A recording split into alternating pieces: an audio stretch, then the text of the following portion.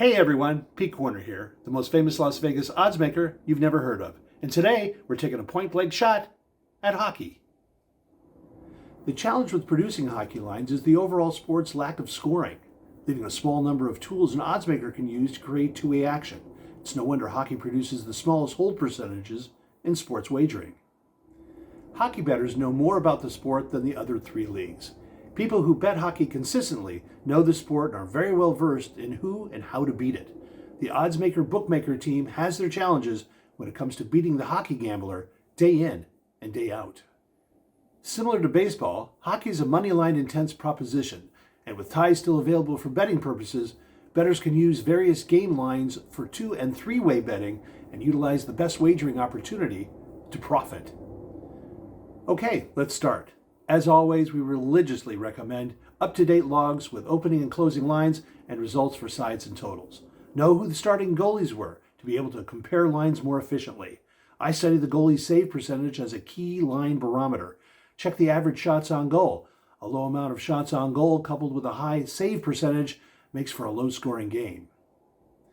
When looking at win-loss percentages, it's not just wins and losses. Goalies and teams carry an additional overtime number that we must convert to the loss column for odds-making purposes. So a goalie who has a 10-3-5 record isn't 10-3, it must be recognized as 10-8, a much different win percentage to consider when making the side price. Most teams in the NHL make up the middle ground, and we can match win frequency with efficient moneyline prices. However, a few teams at the top and an equal number at the bottom can have winning and losing percentages far out of the norm.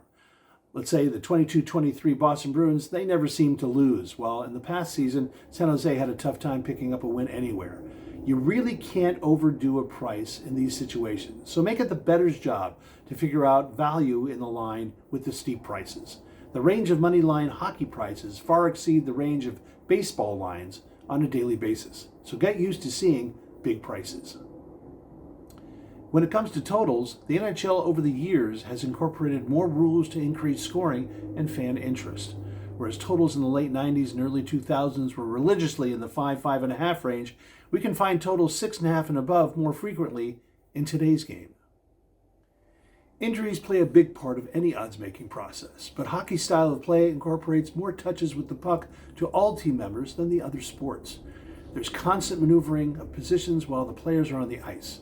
So when we acknowledge the absence of the biggest names due to injury, we're very much keeping an eye on the cluster of injuries to say the defensemen.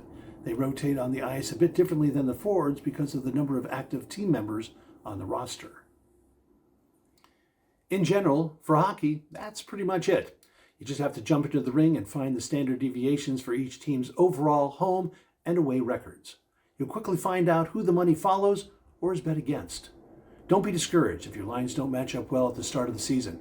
Hockey is a wise guy's sport and takes time to be proficient with the odds-making process.